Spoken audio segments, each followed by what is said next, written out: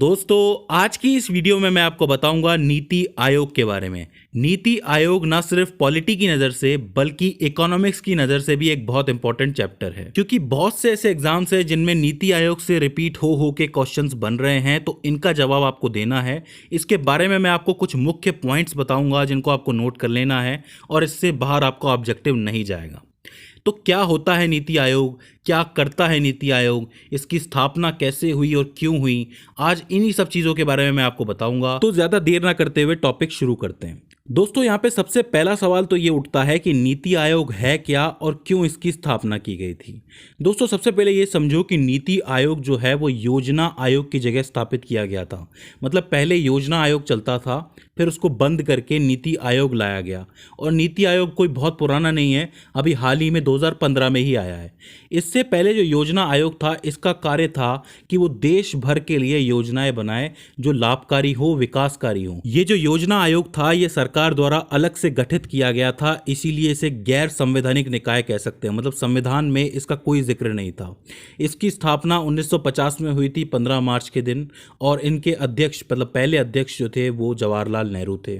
इसका कार्य ये था कि पंचवर्षीय योजनाएं बनाना है और राज्यों के वित्तों के मामले देखने हैं, मतलब राज्यों को पैसा बांटना है। पहली पंचवर्षीय योजना 1951 में बनी थी जो कि 1956 तक चली थी, और आखिरी 2012 में बनी थी जो कि 2017 तक चली थी। इन सभी पंचवर्षीय योजनाओं के बारे में मैं एक अलग वीडियो में बता चुका हूं, जिसका लिंक आपको डिस्क्रिप्शन में मिल जाएगा। फिलहाल योजना आयोग में कई सारी प्रॉब्लम्स थी जो कि मैं आपको भी बताऊंगा।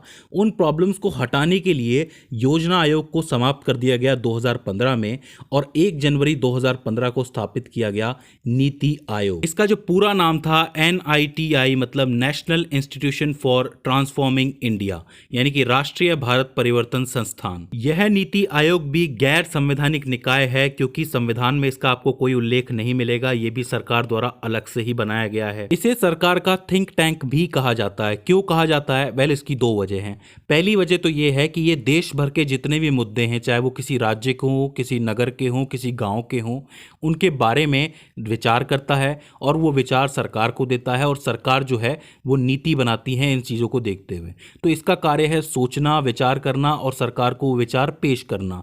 तो इसे थिंक टैंक कहा जाता है। दूसरा कारण ये है कि अभी मैंने आपको बताया कि योजना आयोग जो है वो पंचवर्षीय योजनाएं बनाता था और राज्यों में वित्तीय मामले देखता था, मतलब उनको पैसे बांटता था, कर बांटता था।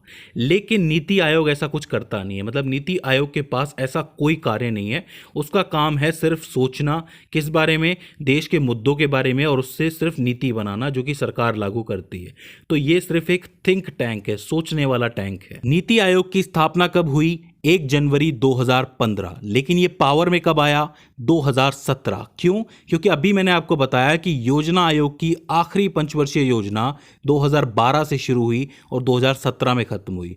तो 2017 से इसने योजना आयोग को हटा दिया और नीति आयोग लागू कर दिया। अब बात करते हैं नीति आयोग की संरचना के बारे में। इससे प्रश्न बनते हैं, तो इस चीज को नहीं छोड़ना है आपको बिल्कुल भी। देखिए, इसमें सबसे ऊपर होता है अध्यक्ष। अध्यक्ष कौन होता है नीति आयोग का? प्रधानमंत्री होता है। ठीक है, मतलब पहले जो अध्यक्ष थे वो नरेंद्र मोदी जी थे, और वर्तमान में भी नरेंद्र मोदी जी हैं। इसके बाद आता है उपाध्यक्ष। इस वक्त वर्तमान में सुमन बैरी जी, श्री सुमन बैरी जी जो हैं वो नीति आयोग के उपाध्यक्ष हैं।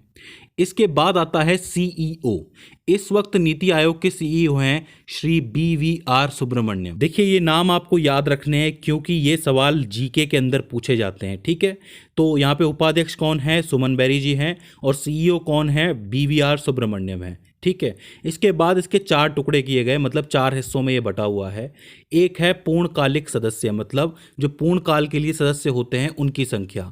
मैं आपको बता दूं कि योजना आयोग में पूर्णकालिक सदस्य बहुत ज़्यादा थे, लेकिन नीति आयोग में बहुत कम है। यानी कि यहाँ पे ज़्यादा से ज़्यादा सदस्य बहुत जल्दी रिटायर हो जाते हैं। इसके बाद आते हैं पदेन सदस्य। पदेन सदस्य में कौन कौन होते हैं?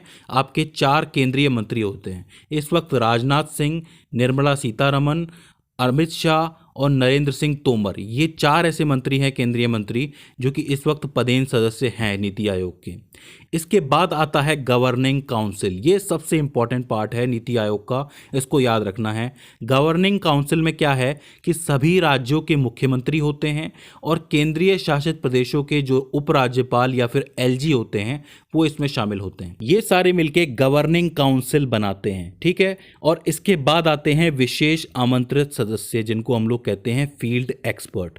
कुछ ऐसी फील्ड्स होते हैं जिनके एक्सपर्ट ज़रूरी होते हैं अगर उनके बारे में नीति बनानी हो, जैसे कि साइंस एंड टेक्नोलॉजी अलग है, रिसर्च एंड डेवलपमेंट है, इसके अलावा कृषि अलग है, और भी कई तरीके की फील्ड होते हैं, उनके एक्सपर्ट्स को यहाँ पे बुलाया जाता है और ये सारे मिलके नीतियों पे विचार करते हैं और सरकार उन्हें लागू करती है। ये जो आपकी पूरी संरचना है इसको आपको याद रखना है। इसके अलावा एक पॉइंट और पूछता है कि नीति आयोग का मुख्यालय कहां पर है, तो आप लिखेंगे नई दिल्ली। इसके बाद आता है योजना आयोग व नीति आयोग में अंतर। अब आपको पता चलेगा कि योजना आयोग की जगह नीति आयोग क्यों लाया गया था, क्या जरूरत पड़ गई। तो देखो, एक तरफ योजना आयोग है, एक तरफ नीति आयोग है। सबसे पहली चीज तो ये है कि योजना आयोग जो है वो एक रूसी व्यवस्था से ली गई चीज है, मतलब वो एक रूसी व्यवस्था है, लेकिन नीति आयोग भारतीय आवश्यकताओं के हिसाब से बनाई गई, भारतीयों द्वारा बनाई गई व्यवस्था है। दूसरा यह है कि योजना आयोग में केंद्रीय भूमिका अधिक है, लेकिन जो नीति आयोग है उसमें सहयोगी संघवाद है। ये जो वर्ड है ना, सहयोगी संघवाद, ये बहुत ज़्यादा यूज हो रहा है, इससे क्वेश्चन जरूर बनेगा। देखो, योजना आयोग में क्या होता है कि जो केंद्र होता है, केंद्र कोई योजना बनाता है सबके लिए, केंद्र से वो योजना राज्यों में जाती है, राज्यों से नगरों में जाती है, ग्राम पंचायतों में जाती है, हर लेवल पे जाती है। लेकिन प्रॉब्लम ये है कि केंद्र की बनाई गई एक योजना सभी लोगों पे लागू नहीं हो सकती। क्यों नहीं हो सकती? कि जैसे मान लो कि किसी राज्य में कोई अलग स्थिति बनी हुई है और किसी दूसरे राज्य में कोई अलग स्थिति बनी हुई है, तो आप दोनों में सिर्फ एक योजना तो नहीं चला सकते। जैसे कि शिक्षा किसी राज्य में बहुत कम है, ठीक है, वहाँ तो शिक्षा आप देना चाहते हो वो तो बढ़ जाएगी, लेकिन कुछ राज्यों में शिक्षा बहुत ज़्यादा है, मतलब उनका स्तर पहले से ही ज़्यादा है, तो फिर उनके लिए क्या विकास हुआ? कुछ भी नहीं हुआ। तो इसका मतलब क्षेत्रों के हिसाब से प्लानिंग नहीं होती है, जो केंद्र ने कह दिया वही नीति है। और यही कारण है कि 12 पंचवर्षीय योजनाओं के बावजूद वो विकास हमें देखने को नहीं मिला भारत में जो तेजी से होना चाहिए था। अब आप बात करोगे नीति आयोग की, वहां पे क्या होता है कि केंद्र जो भी योजनाएं बनाता है, अभी मैंने आपको बताया कि इसमें फील्ड एक्सपर्ट बैठते हैं और सभी राज्यों के मुख्यमंत्री बैठते हैं गवर्निंग काउंसिल में। तो वो क्या करते हैं कि अपने राज्यों की, अपने नगरों की, अपने गांवों की जो समस्याएं हैं वो सारी बताते हैं नीति आयोग में, और उस हिसाब से जो नीति है, जो योजना है, वो डिजाइन की जाती है। तो अब इसका डायरेक्ट फायदा किसे मिलेगा? ग्राउंड लेवल को मिलेगा। तो इस चीज में बेहतर है नीति आयोग योजना आयोग से। तीसरा अंतर यह है कि जब भी योजना आयोग कोई योजना बनाता था तो उसके अनुमोदन के लिए राष्ट्रीय विकास परिषद की जरूरत पड़ती थी, लेकिन नीति आयोग में ऐसा कुछ नहीं है, क्योंकि सारे के सारे पहले ही बैठे हुए हैं। मतलब गवर्निंग काउंसिल में सारे मुख्यमंत्री बैठे हैं, केंद्रीय शासित प्रदेश के एलजी बैठे हैं और खुद प्रधानमंत्री बैठे हैं, तो किसी अन्य परिषद की इसके अंदर जरूरत नहीं है अनुमोदन के लिए। तो ये एक फर्क था। इसके अलावा एक बड़ा फर्क ये था कि योजना आयोग जो योजनाएं बनाता था वो टोटली सरकारी होती थी, मतलब गवर्नमेंट की होती थी। और जबकि बात करोगे नीति आयोग की, तो उसमें निजी भूमिका भी मिली हुई होती है, यानी कि प्राइवेट सेक्टर भी उसमें शामिल होता है। गवर्नमेंट प्लस प्राइवेट सेक्टर मिलके कार्य करते हैं। और आखिरी अंतर आप ऐसे देख सकते हो कि योजना आयोग में वित्तीय मामले शामिल थे, लेकिन नीति आयोग में कोई वित्तीय मामले शामिल नहीं है, उनका कार्य सिर्फ सोचना और नीति बनाना है। तो ये मेन अंतर थे योजना आयोग और नीति आयोग में, जिसकी वजह से नीति आयोग लाया गया। अब जो नीति आयोग है वो पंचवर्षीय योजनाएं नहीं बनाता है, वो 3, 7 या 15 वर्ष की योजनाएं बनाता है, जिससे लॉन्ग टर्म के गोल्स हासिल किए जा सकें। तो ये फर्क है, आपको इस चीज़ को याद रखना है।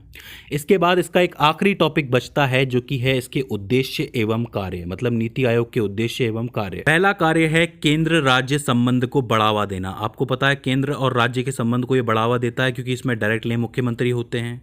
दूसरा ये है कि थिंक टैंक के रूप में कार्य करना, मतलब कोई वित्तीय कार्य नहीं करना, सिर्फ सोचना और हर एक विषय के बारे में नीति बनाना, ठीक है। तीसरा ये है कि भारत के कृषि क्षेत्रों का विकास करना। इसके अंदर वैसे तो सारी फील्ड्स होती हैं, लेकिन कृषि क्षेत्र इसमें पर्टिकुलरली पकड़ा हुआ है, ठीक है।